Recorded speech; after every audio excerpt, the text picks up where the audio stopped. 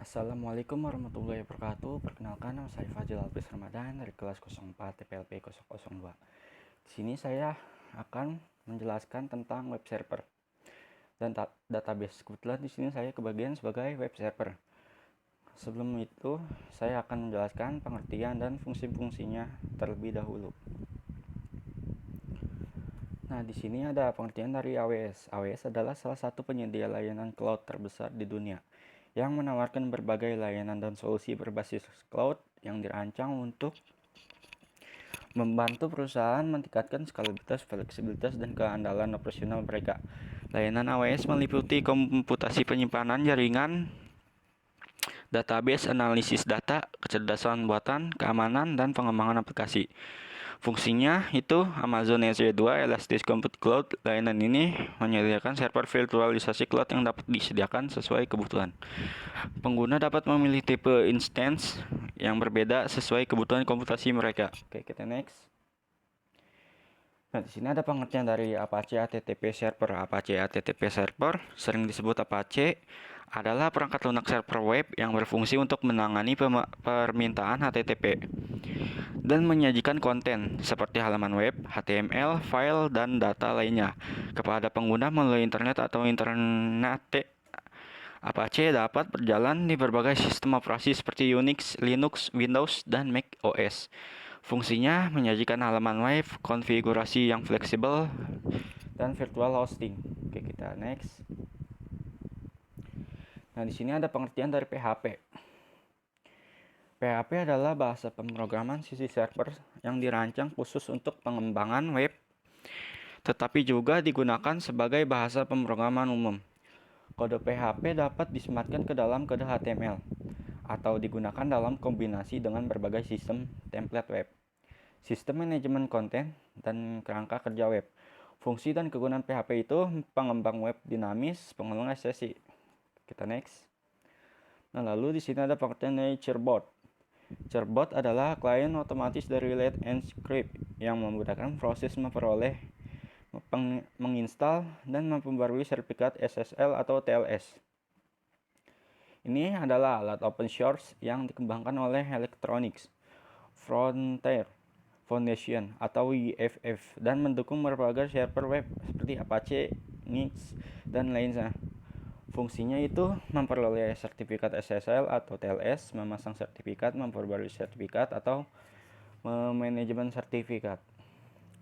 Lalu di sini ada pengertian dari Webmin. Webmin adalah aplikasi open source yang ditulis dalam Perl dan memungkinkan administrator sistem untuk mengelola sistem Unix dan Linux melalui antarmuka web.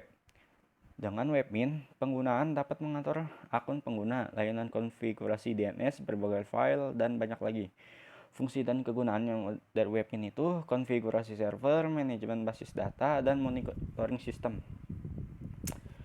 Dan di sini ada pengertian dari WordPress. WordPress adalah platform CMS yang memungkinkan pengguna untuk membuat, mengedit, dan mengelola konten situs web tanpa perlu memahami pemrograman web secara mendalam. Ini adalah alat yang fleksibel yang dapat digunakan untuk membuat berbagai jenis situs web, mulai dari blog sederhana hingga situs e-commerce dan portal berita kompleks. Fungsi dan kegunaan dari WordPress itu pembuatan blog dan situs web, pengelolaan konten, dan manajemen pengguna. Nah, di sini ada step-stepnya untuk penginstalan dari web server, yaitu mulai dari upgrade kernel. Di situ ada sudah PT, sudah upgrade, apt Linux. Ini tinggal kita salin aja. Nah, di sini lalu ada step 2 konfigurasi. Ini di konfigurasi ini kita disuruh update sistem, sudah update, sudah update upgrade, install Apache, sudah install Apache, install PHP, dan seterusnya. Nah, di sini ada penginstalan Webmin. Begitu juga di sini disuruh install atau unduh WordPress-nya. Nah, di sini ada konfigurasi koneksi antara VPS 1 dan VPS 2, yaitu edit file konfigurasi WordPress di VPS 1. Pertama, kita ketik sudo nano /var www/html/wordpress/wp-config php. Atur parameter database, yaitu define dbname WordPress. dan seterusnya. Tinggal diikutin saja langkah-langkah tersebut. Nah, di sini ada instalasi Cerbot, yaitu update paket sistem, sudah update, upgrade, install Cerbot dan plugin Apache dan seterusnya. Tinggal diikutin saja. Nah, di sini setelah penginstalannya mungkin tampilannya seperti ini, tampilan di websitenya. Ini sertifikat SSL-nya. Nah, di sini IPVPS-nya. Di sini database-nya harus disamain dengan VPS 2. Nah, di sini kita disuruh cek domainnya. Oke, mungkin dari itu saja, kurang lebihnya mohon maaf. Wassalamualaikum warahmatullahi wabarakatuh.